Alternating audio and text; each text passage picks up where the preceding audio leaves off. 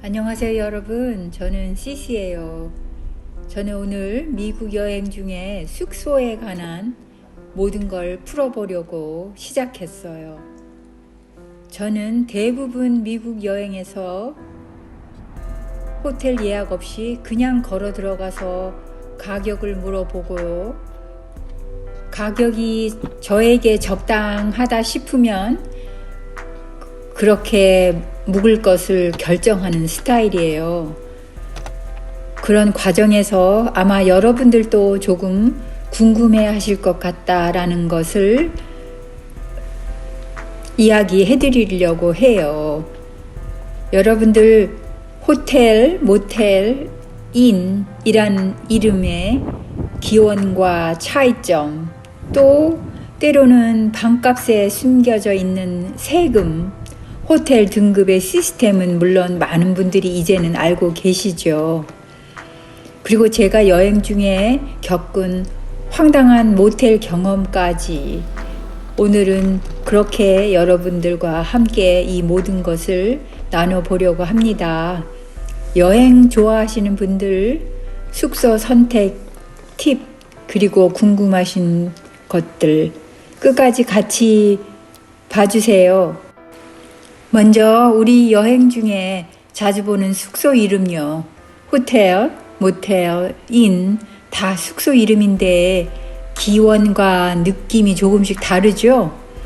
우리 모두가 잘 아는 호텔은 프랑스어에서 기원이 되었어요. 물론 18세기 유럽에서 귀족이나 부유층이 묵던 고급 숙소를 뜻했어요. 예전에는 호텔이 그냥 큰 집이나 저택을 가리켰는데 점점 여행자들을 위한 상업적 공간으로 바뀌었다고 하네요.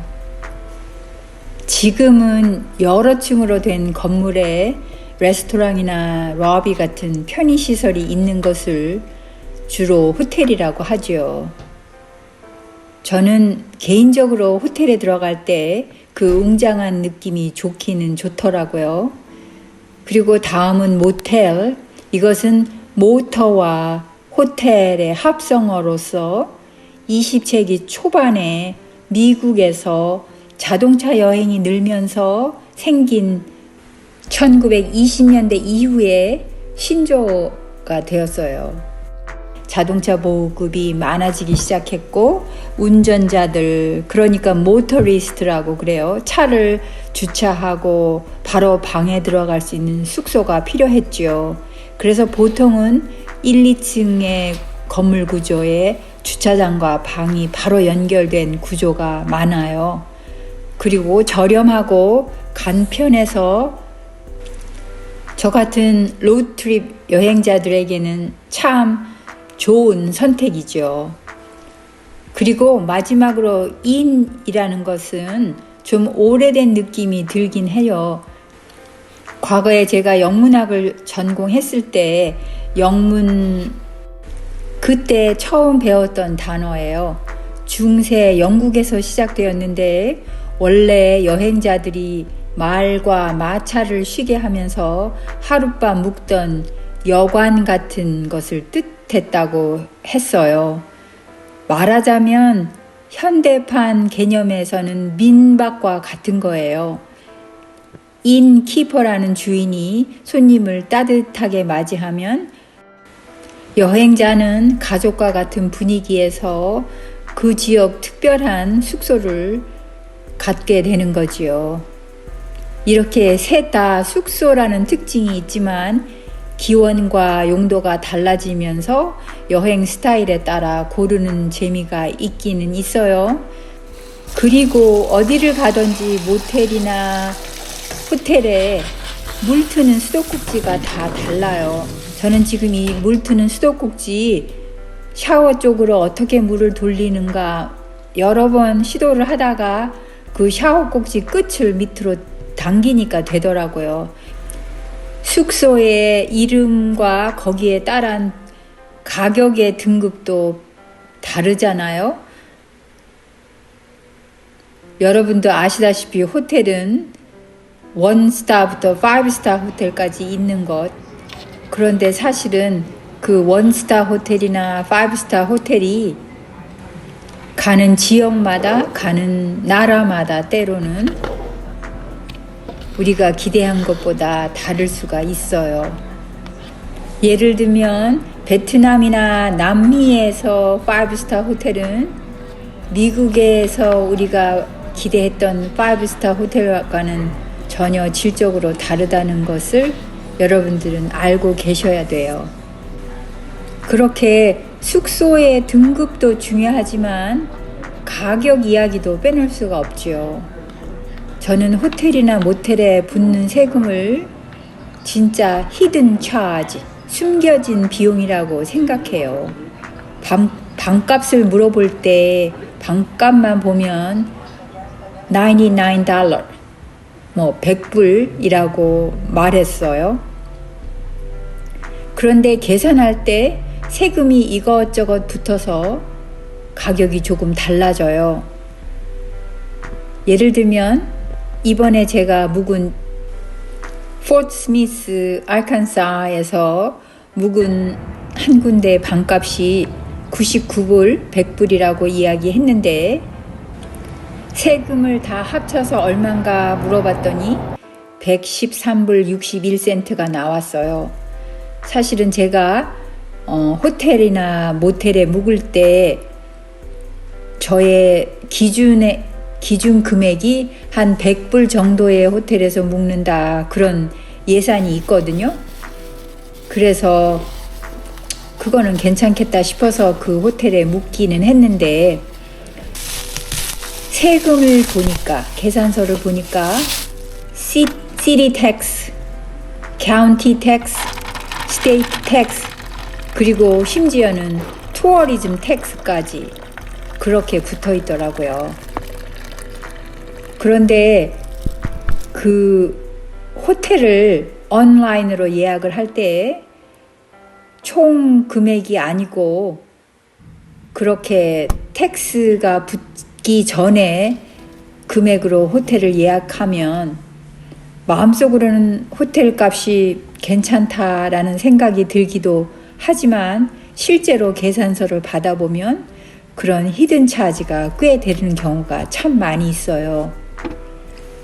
그래서 호텔을 예약할 때나 호텔에 들어가서 가격을 물어볼 때는 세금이 포함된 것이냐, tax included, 그것을 꼭 확인하고 호텔에 묵을 준비를 하셔야 돼요. 사실 저의 친구들이 제가 호텔에 가서, 모텔에 가서 잠을 잘 때 왜 좀 좋은 호텔에 가서 자지 그러냐, 그렇게 말할 때가 가끔 있어요.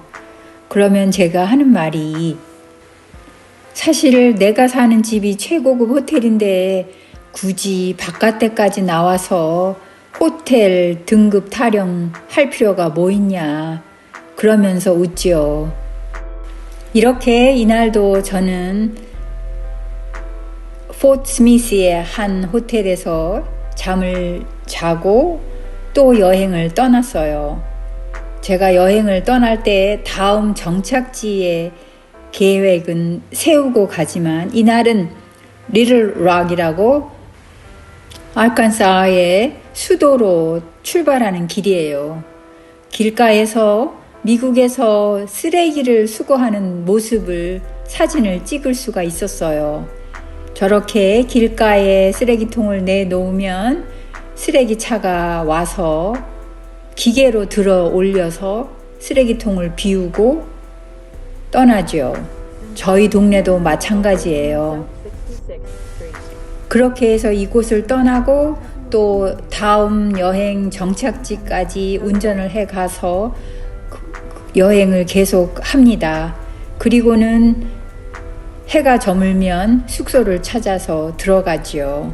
그런데 운전을 하면서 해가 떨어지고 해가 저물면 다음 숙소 찾아갈 궁리를 하는 게 조금은, 사실은 아무것도 아니다 그렇게 말할 수는 없어요. 조금은 신경이 쓰이기는 해요. 왜냐하면 날은 어두워지고 동네 그 상황이 안전한 지역인지도 모르고 그냥 제가 갈 수 있는 목적지 근처에서 대부분 숙소를 정하기 때문에 그래서 이번에는 제가 여행 중에 만난 최악의 숙소의 이야기를 해볼까 해요.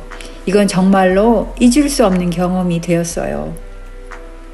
이날은 벤턴빌, 알칸사라고 월마트의 탄생지 쪽으로 가고 있는 날이었어요.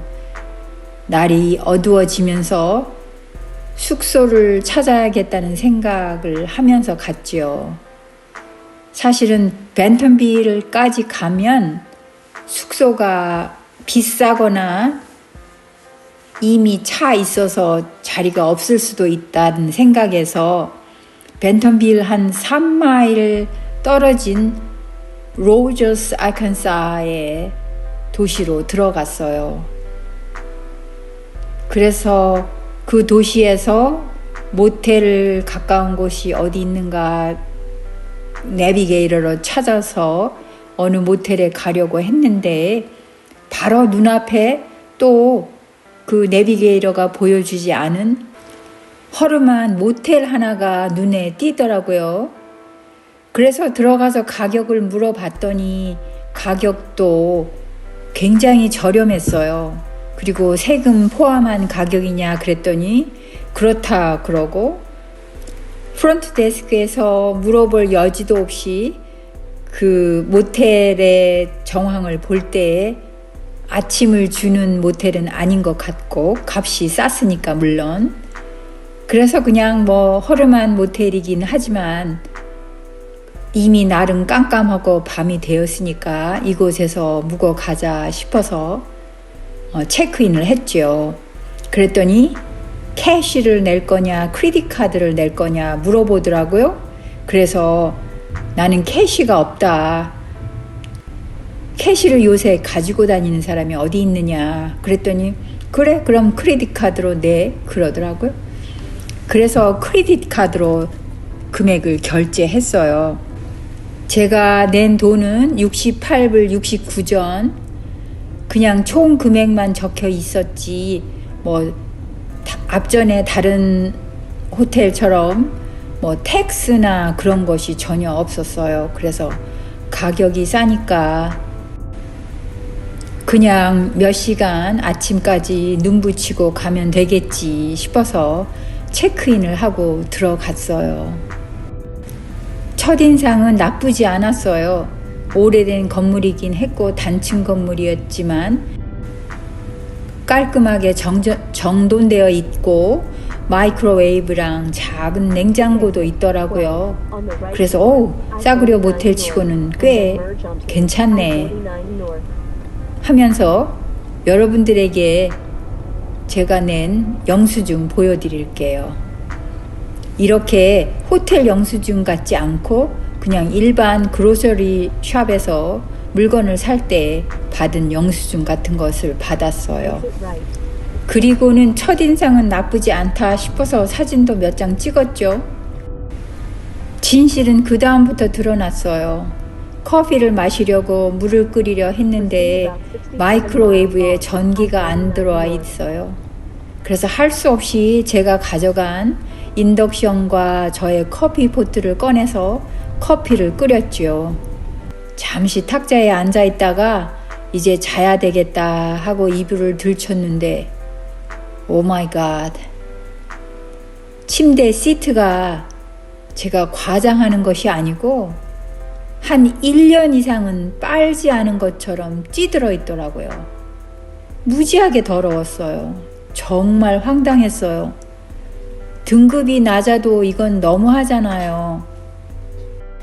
제가 지난번 어떤 유튜브 영상에서 삶의 태도가 삶의 질을 바꾼다 뭐 그런 얘기 했는데 그렇다고 이 밤중에 그 모텔 카운터에 가서 시트를 갈아달라고 해야 하나 덮는 이불이라도 새 거를 달라고 해야 하나 그러다가 그냥 포기를 했어요. 이 낯선 곳에서 여자 혼자 용기를 내어서 들어온 모텔인데 가서 따질 수도 없고 결국은 시트는 접어버리고 타올을 깔고 제 자켓을 이불 삼아 쪼그리고 잤어요.